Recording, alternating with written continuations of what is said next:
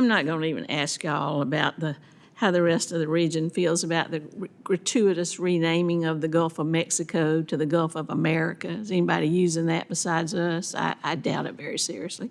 Just another little slap in the face. But I want to talk about the drug issue.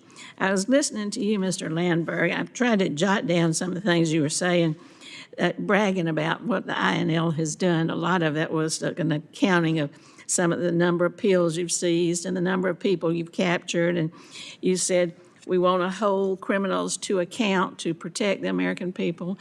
We want to stop crime before it hurts Americans.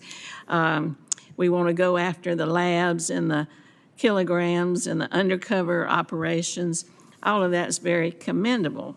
But it seems to me that the policy of the president is do as I say, not as I do. I'd like to go back to the ranking member's question about the pardon.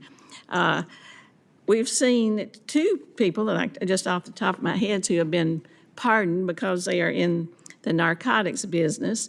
We had the former president, Juan Hernández, who trafficked more than 400 tons of drugs, and even said he wanted to shove the drugs right up the noses, I think it was noses, some body part, of the gringos.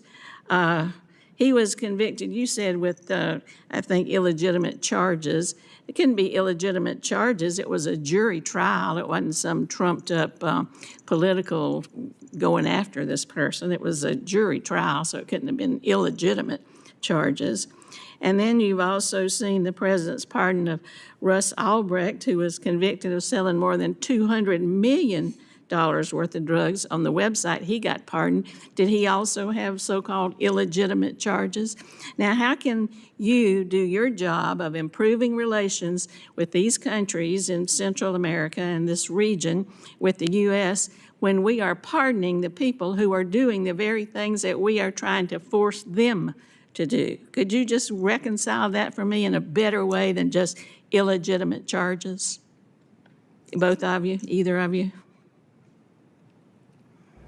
Thank you very much for the question, Congresswoman. And if I may just very briefly, you and I met previously when we were lucky enough to host you in Timor-Leste when you came with the House Democracy Partnership, and that visit was so meaningful in that country. And we really appreciated your attention there, and thank you very much for your attention here in the hemisphere. Well, thank you. With respect to what we're trying to do, I would say that we are absolutely laser focused on ensuring that the American citizens are protected from the pernicious influence of the cartels. We will continue to find partners that we can work with to attack those cartels and break up their business models, and that remains our focus. Mr. Landsberg. Thank you for that question. I'll add on to that. Every single country that we're working with, from Mexico, down through South America, they also see this as a threat to them, and so we are seeing unprecedented levels of cooperation across the board with many of these countries, and specifically, as we've said, with Mexico. So we have opportunities, as President Trump has dramatically increased all the activities aimed at dismantling these cartels. We have a level of political will in the region that we have not seen in a long time, and we're taking advantage of that, and we're working to, degrade them, dismantle them, and that will lead to lower drug flows and protecting American citizens. That's the goal of INL. We're doing it across the region, and we continue to do it. And I appreciate that, but that certainly doesn't answer my question. I don't think you want to answer my question, so you need not thank me for the question. But now you mentioned about HDP. That's something I care a lot about, helping to build up democracies where they are new on the scene or where they're backsliding.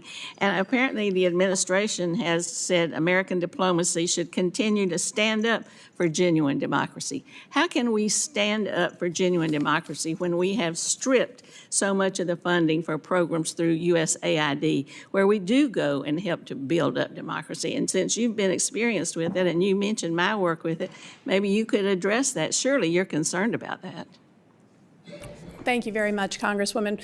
We have redone our assistance platforms to be very strategic in the way that we're using taxpayer dollars and ensuring that they're meeting the administration's direct priorities, to include life-saving assistance, to include addressing security, stopping illegal migration, working to provide some stability in Haiti, and trying to find opportunities to build out on the national security strategies, focus on the Western Hemisphere as diplomatic opportunities present.